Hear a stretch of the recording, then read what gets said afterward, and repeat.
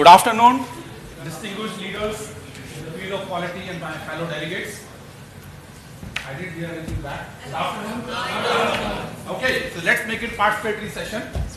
Before I get onto my topic, let me share a few thoughts which were coming into my mind when I'm hearing my three speakers in the afternoon session, and that really created very good discussion around what we are talking today. The first thought, I think we need to differentiate the profession and professional. As you say, people and process.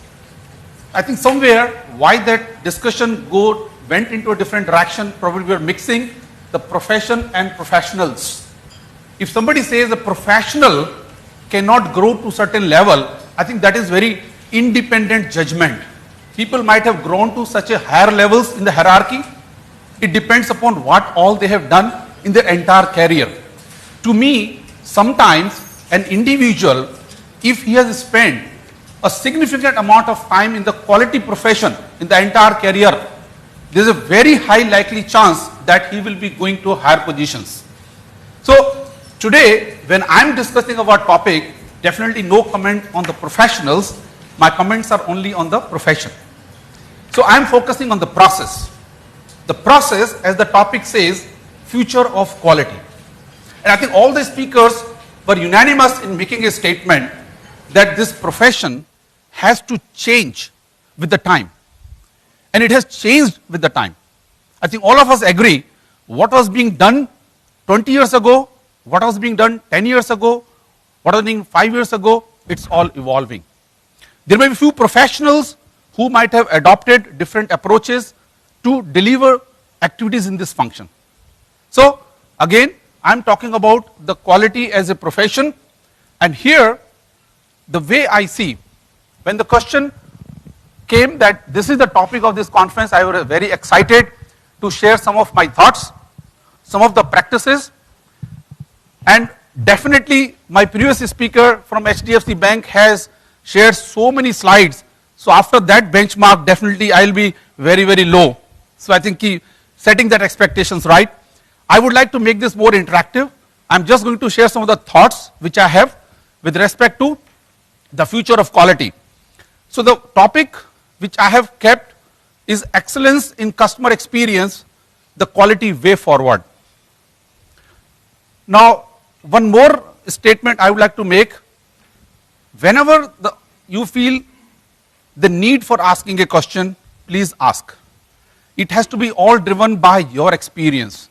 At the end of the session, each participant should feel comfortable, so there's no rules from supplier side driven from the customer side. Whenever you are comfortable, please ask the question. You can stop me and I'll be very glad to take that question at that point in time itself. So just a starting of the thought, I think how the quality function has evolved, how it has added new dimensions in the scope of its function to address the needs of the business. And I think somebody said very clearly the quality function has to remain relevant to the business. And how do we make this relevant to the business? In the changes, in the changing world, in the situation where every day the requirements are changing, new threats. One of my previous speakers talked about the disruption, the change in models, the technology coming day by day. I see both of them as a threat as well as an enabler. If technology is a threat, if technology is a reason for me to evolve my quality function, then I also see technology as an enabler for delivering what I'm supposed to deliver in my quality function. So I do not see any confrontation or conflict of interest. It is all complementing to each other. So basic objective, basic fundamental principle, why the function exists or why the function is required by the business is that we want to bridge the gap between the customer expectations and what we are delivering. That doesn't change, right? Agrees with me? That's the fundamental.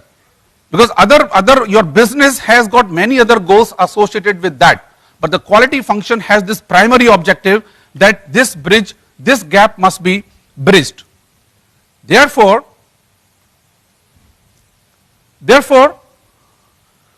what we need to do here in today's world, at the end of the day, it is the customer experience which matters.